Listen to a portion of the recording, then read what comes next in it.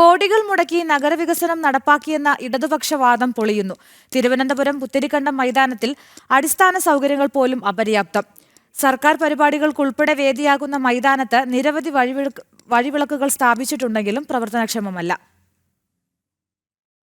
ഇക്കഴിഞ്ഞ 5 വർഷം നഗരസഭ ഭരിച്ച ആര്യ രാജേന്ദ്രന്റെ നേതൃത്വത്തിലുള്ള ഇടതുഭരണത്തിൽ തലസ്ഥാനത്ത് പുതിയ വികസന മാതൃകകൾ സൃഷ്ടിച്ചുവെന്നാണ് അവകാശവാദം. എന്നാൽ യഥാർത്ഥ വികസനം ഇതാണ്.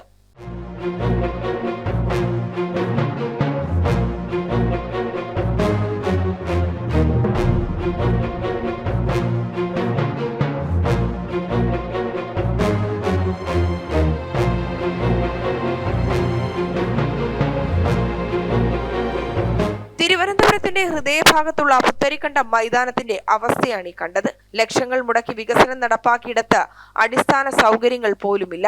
തലസ്ഥാനവാസികളും മറ്റ് ജില്ലക്കാരും ഉൾപ്പെടെ നിരവധി പേർ എത്തുന്ന മൈതാനത്ത് വഴിവിളക്കുകളൊന്നും പ്രവർത്തനക്ഷമമല്ല. ഹൈമാക്സ് ലൈറ്റുകൾ സ്ഥാപിച്ചിട്ടുണ്ടെങ്കിലും കേടായ നിലയിലാണ്. ഇതുവരെ പരിഹരിച്ചിട്ടുമില്ല. ചില വഴിവിളക്കുകൾ സ്ഥാപിച്ചിരിക്കുന്നതാകട്ടെ തെങ്ങുകളിലുമാണ്.